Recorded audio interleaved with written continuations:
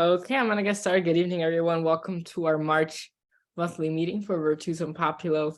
Today we have a very special guest, and I think it's the first time that we have a student as a guest. The topic is financial literacy, but before I introduce her, I'm just gonna give some updates in regards to Virtues and Populo. I also want to recognize Roberto Carmona, Director of Education, who was present. Hi, Roberto. Hi, everyone. And we also have some other team members present. Angie Zuleta, Gian, I see Alyssa. She's brand new to the team. Hi, Alyssa. Um, let's see, make sure I'm not missing anyone. Let's see who's joined. Oh, we have some people in the waiting room. Let me let them in. And yeah, we have a lot of exciting things. We do these meetings once a month. Yeah. And I'm gonna work on expanding this program, and hopefully we get some more people from different schools out there. But I thank everyone who's here. Before we get to the guest, I'm gonna skip this real quick. We're gonna do the updates first. So what's new to Virtues and Populo? We had our first annual Civic Knowledge Bowl. Roberto, if you would just want to give a quick summary on that. Thank you, Moritz. So as he was saying, February 20th, March, wait, pause. Yeah, March February 2nd. 22nd at 6 p.m. in the Miami-Dade North Campus. Specifically at the Lehman Theater, Virtues and Populo hosted the semifinals for one of our education programs, which is the Civics Bowl. I'm the coordinator for the program as director of education, and 4 schools made it to the semifinals. It was 2 rounds. Hialeah Miami Lakes against Barbara Goldman, and SAS Wolfson against SAS North. SAS Wolfson and Hialeah Miami Lakes made it to the finals, with SAS Wolfson getting the first place and becoming the first champions of the first annual Miami-Dade Civic Knowledge Bowl. As you can see, the second place was Hialeah Miami Lakes Senior High School, and the semifinalists were Barbara Goldman Senior High and the School for Advanced Studies North Campus. Thank you, Roberto. So that was very great event we had at MDC North. Super excited to do it next year, and Roberto's very excited to take that on again in 2024. It's gonna be an amazing event. I'm super excited, and we're gonna expand it. Miami-Dade College has told us that they wanna make this bigger. So hopefully next year's event will be an even bigger success. And thank you for Roberto for all your hard work. The podcast. Yes, we have a podcast, the Civic Action Podcast. The first episode will be available hopefully this week.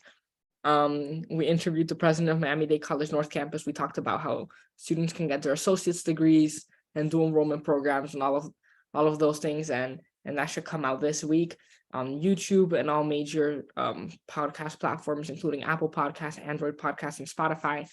So we're very excited about that. We also have a daddy-daughter dance coming up. For younger girls up to age 12 is the recommended age. So if you know any fathers with young daughters who want to come out, they can. The tickets are $50 for both of them, and it includes food. It's gonna be a super fun night at the Roberto Alonso Community Center in Miami Lakes. So we're excited about that. We have our monthly newsletter for the people that comes out the last Friday of every month. So this one comes out on March 25th. So if you have not subscribed, you can do that with the link in our bio on our Instagram, and all our social media is on here on the right. So these are just some updates, but now we'll get to, let me see if there's anything else. No more updates. So now we'll go to our very, very, very special guest, Natalie. Natalie is an addition to our team, and she started her very own passion project all about financial literacy and helping young folks like us understand how to be financially literate, and the importance of understanding how money works. So we're very honored to have her here tonight, and she's going to be giving a presentation on financial literacy. that you guys can all watch, and we're gonna post this on YouTube so all the viewers can watch it afterward as well. But without further ado, Natalie, welcome. Thank you for being here, and feel free to share your screen so you can share your PowerPoint. Okay. Hi, Maris. Thank you for having me. As previously stated, my name is Natalie Alguera. I go to Hialeah Miami Lakes Senior High School, and I'm currently a junior. I would like to thank Maritz for helping me begin my passion project. Without his help, it wouldn't even have been created. So I admire him. What he says about civic engagement is not a joke. He really is for the people. So thank you, Moritz, for helping me with that. So I put my Instagram in the bio. I mean, on the bio in the chat, if y'all want to look. But anyways, to begin my experiences with finances. Since young, there has not been an exact moment in which I suddenly became indulged in finances. It's just, like as you're growing up, conversations that adults have, you overhear because like you're nosy like me. So, I just overheard conversations, and the conversations that were occurring were not really like thrilling. It was more of, how are we going to make up this amount of money in order to do this. It was kind of more of like a paycheck to paycheck lifestyle. And unfortunately, that is a sad case in America. Over 64% of Americans live paycheck to paycheck, and living paycheck to paycheck means that without your main source of income, like your job, you will not be able to pay any of your expenses like bills and things like that. So we need to educate not just our youth, but anybody in the nation in general, financial literacy, so things like this do not happen. Another big thing about financial literacy that I am very passionate about is that, unfortunately, in today's world, what you look like you have has become more important than what you really have. So this quote, stated by Dave Ramsey, that says, "We buy things we don't need with money we don't have to impress people we don't like." I believe this quote applies to, unfortunately, my generation very much so. We try to buy flashy things with no money in our pockets. And that way of thinking, unfortunately, needs to be reversed. And with financial literacy, I hope people kind of learn the importance of having your own pocket in front of people's opinions. For example, back to my stories in my adolescence, my family has a family friend who's a loan officer, and she gives out loans. And she had a client who wanted $10,000, so she loaned her $10,000. Obviously, we knew the client kind of well.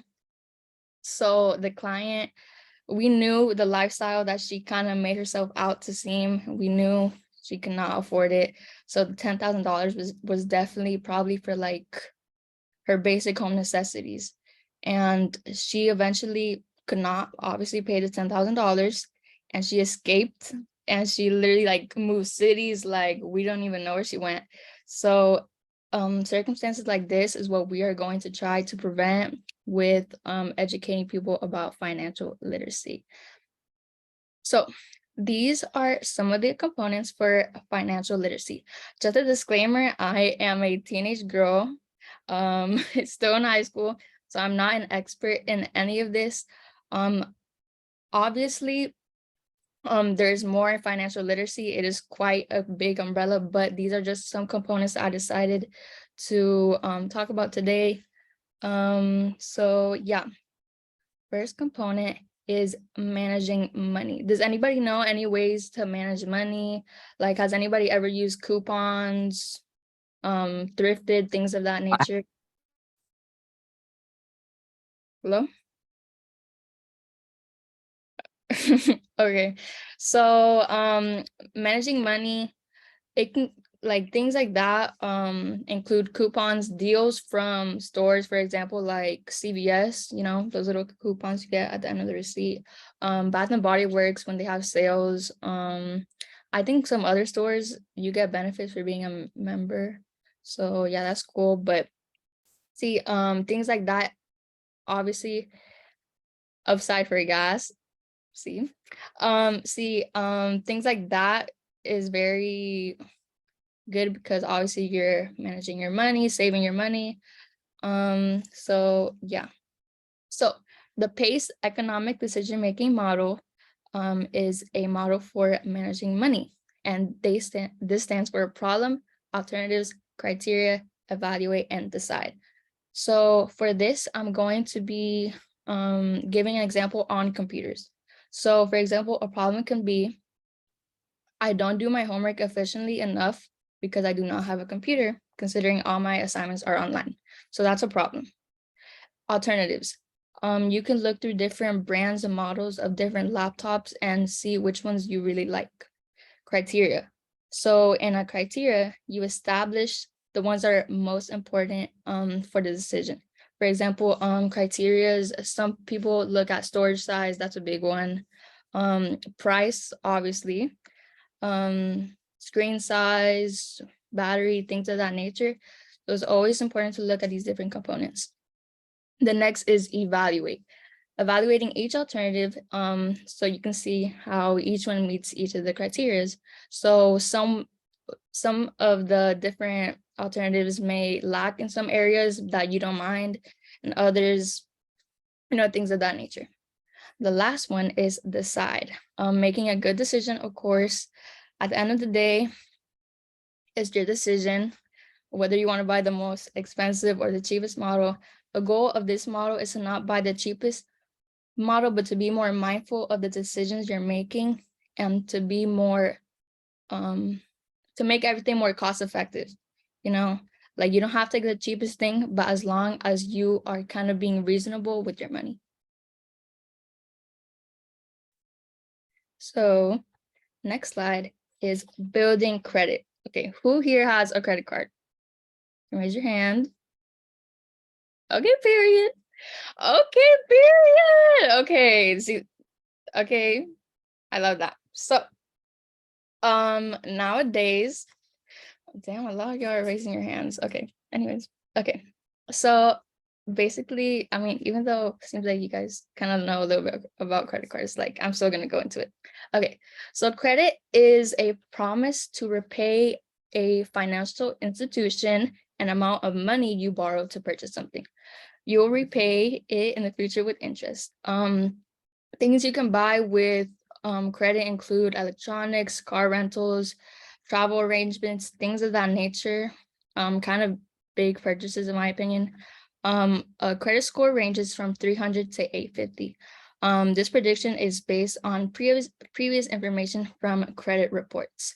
So while all this sounds sweet and dandy, there's unfortunately consequences if you're irresponsible with your credit.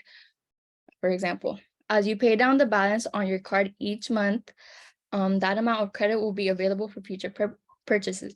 But if you pay less than the full balance each month, interest rates on credit cards can add up fast. Interest on the unpaid balance on your card can quickly wipe out all your savings. So it's important that if you have a credit card to not be careless, always pay those payments.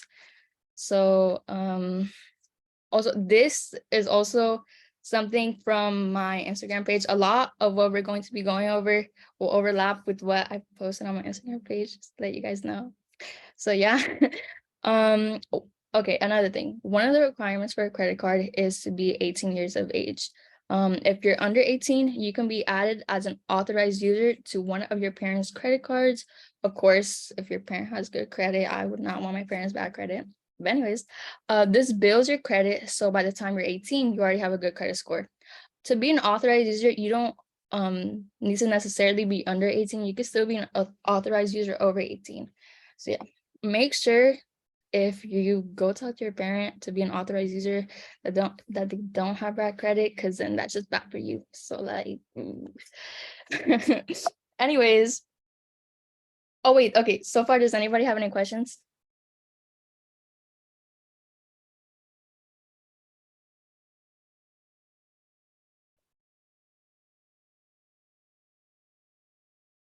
Okay. Oh, okay. Yeah, what Maria said, guys, remember the difference between credit and debit. Yeah, maybe some of you got confused, but yeah. Okay.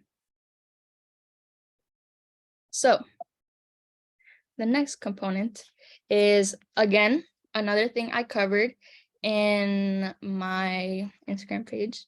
You should all follow.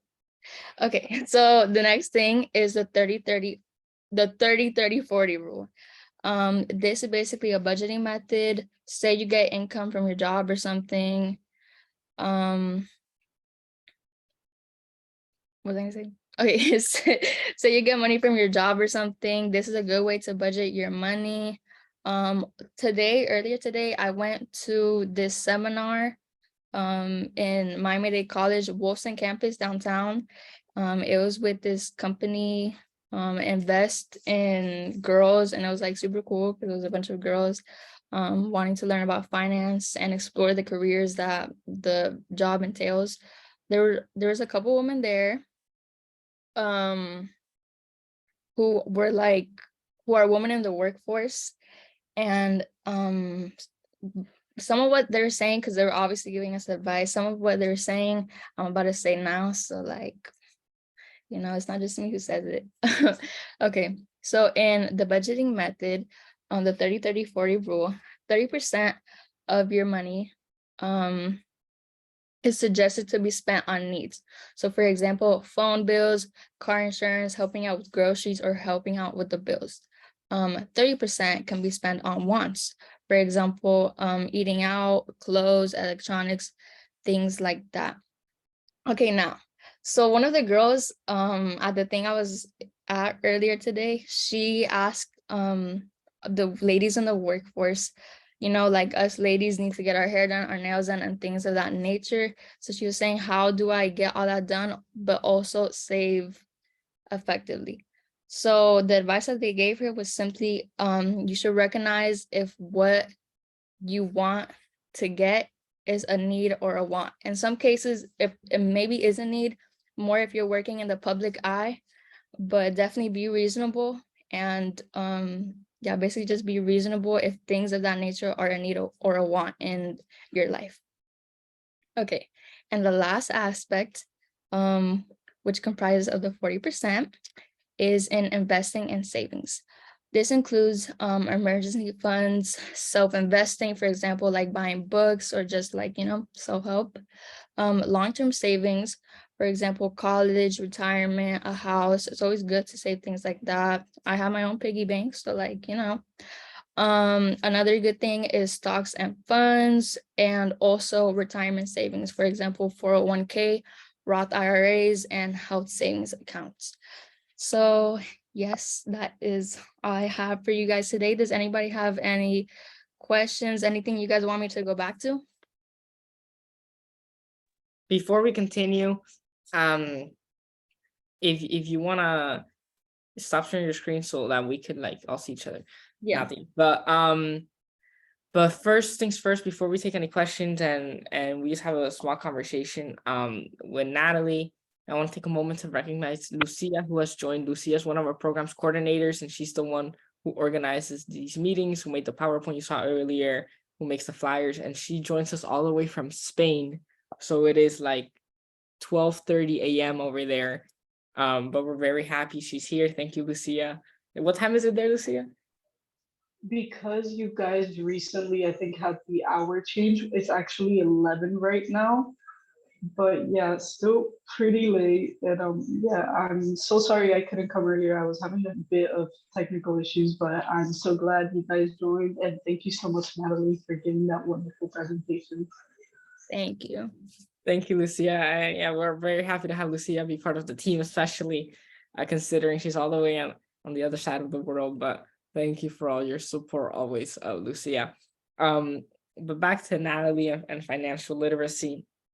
I don't know if anyone has any questions. Lucia, Roberto, if you just want to have anything to like kind of start a small conversation for another 10 minutes on kind of what Natalie does or anything like that? Roberto, Lucia, anyone? Roberto? Just some thought on, I Do see way. you mind if I start, Lucia? Go ahead, Roberto. Okay. I know Neo has a question. If we want to hear Neo first and then Roberto. Okay, first then, perfect, that. yes. Go ahead, Neo. You have a question, or is that your? Yeah. Again, what are the pros and cons of getting a credit card?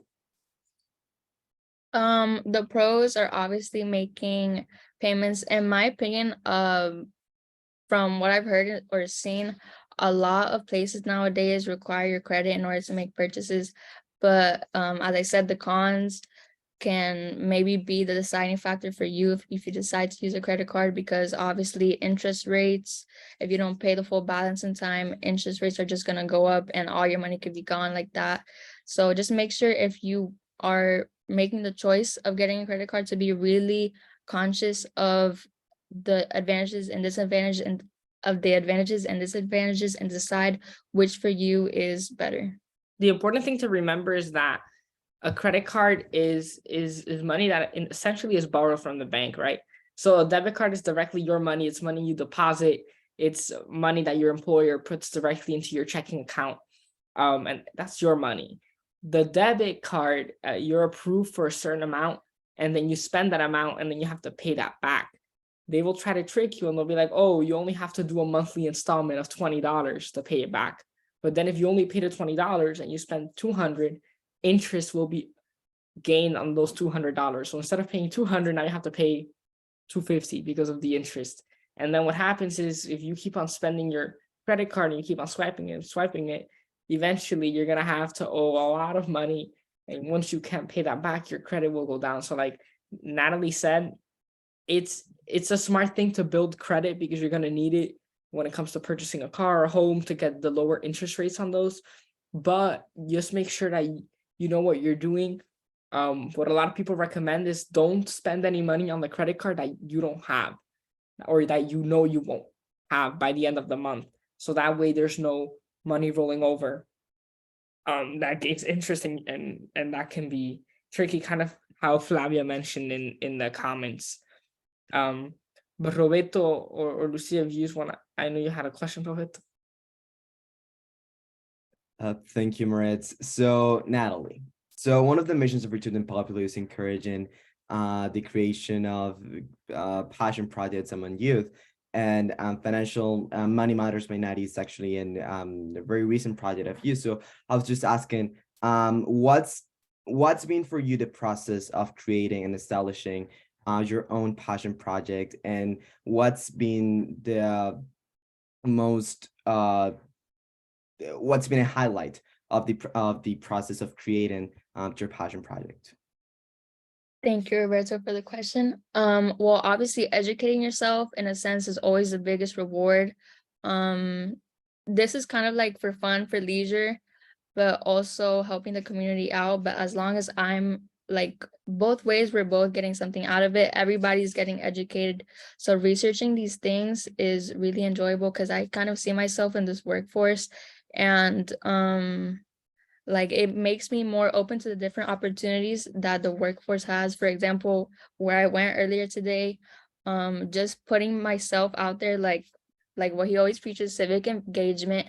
Really, you have to be your own self advocate, and you just have to put your own name out there. And with the more recognition, the more education, and the more knowledge you acquire. So research is always good in that sense. Thank you. That makes a lot of sense. And I just want to say, Natalie, for those who don't follow her, Lucia just put it in the comments, and I know that Natalie had put it earlier, but her Instagram is her blog is Your Money Matters by Nati, and she posts like, you don't only post financial literacy, I know you also share like scholarships and things like that. I know we have some seniors here. You Yeah. need to have money, guys. You don't want to be leaving college with debt. So Natalie, post facts and things like that. But I know we have a question from Alyssa. Hi. I have a question about what advice would you give for teenage business owners that want to learn how to better manage how they spend their money? Because I have a small business, I sell artwork, and I'm trying to figure that out because it started as like a leisure thing, but now I actually want to expand more and do more with that. So do you have any like tips or tricks for advice on how to spend the money, like and how to work it out? So being the treasurer for VP, Moritz was able to give me a budget course. So definitely educating yourself on a budget. For example, there's probably free YouTube videos online where you can kind of see the budget structure. There's different ways you could run your business based on different goals, different things of that nature. So really just researching different, because nobody knows what you want for your own business more than you. So you should definitely research on what you want, your budget, and how you feel the future for your company, your business is going to like keep going ahead. So yeah.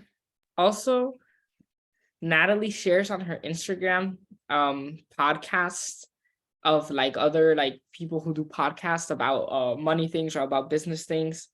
So if you go on her Instagram, she like every once in a while she'll post like, oh look, these are like a few podcasts that I know about that are helpful. So I know that can help as well when it comes to budgeting and all of that. Does anyone have any more questions? Okay, because I was wondering, because I saw that you put down the, I think it was 30-30-40 budgeting method. Tactic, And whatever. now, yeah, but like now I'm wondering, like, how would you break down the use of those percentages for like someone who's like right now, per se, like a high school student who's going to go into college? Definitely the savings aspect, like the college aspect, is going to go in the investment and savings. But say you don't have as much to like, like let's say that you don't have really wants, like you don't really have to pay phone bills and things like that. Maybe you could put a small percentage of your wants into your savings. So college goes under the savings. So yeah, things of that nature. 40% goes into college and like long-term goals, long-term savings. In other words, I think what Natalie's also like emphasizing is that if you're in college, but you're still being supported by your parents, that means you have more money to put in savings. Let's say you have a part-time job, but your parents are still paying for your phone bill or you're still living at home. That means you don't have expenses like rent or having to pay for your cable and things like that, or food. So that means if you're working a part-time, that's more money that goes directly into savings that you can invest or you can just keep there. I was watching a presentation the other day by a very nice lady from the Dade County Federal Credit Union, and she said it's very important to also keep an emergency fund and to start building that. So within your savings account, you can have like $1,500 that you're never going to touch, because you never know, what if you have a car and then, oh, your tire popped and you have to go get that changed, and then a motor problem. So just keep like some money for emergencies as well.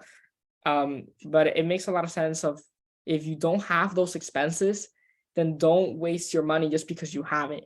If you don't have to pay for a phone bill or for food or for rent, then use that money into savings. It's okay to like spend a little money on you and get something you want, but there's no need to like go out there and buy all these things when you don't have these expenses. It's good that you can save up now, because later on you will have those expenses. So it's important that you keep your money in check. But any other questions from anyone else for Natalie? No? Okay, so I think we're gonna start wrapping up. I just want to give a big thank you again to Natalie. We can give a round of applause. And you guys have those little icons. Yeah, these clapping icons. Yeah. Thank you so much, you. Natalie. It's always nice having you. And make sure you follow her. Let's see what Flavia says. Yeah, at least 3 to 6 months of savings for your monthly expenses in case an emergency arises. Yeah, that's very important, because you never know what could happen. If one day you could stop receiving a paycheck because you you lost your job or anything like that, it's always good to have something in your savings for backup. But thank you all for joining us here. We're gonna have our next monthly meeting in April. We have the Riches and Popular podcast coming up with the Miami-Dade College North Campus president. So that's very cool that you guys check out. I know we have a lot of students here and we talk about dual enrollment and all of that. So I hope you guys follow us on Instagram, and Natalie as well. Thank you guys for joining us. Have a great night. Bye, guys. Thank you. Bye, guys.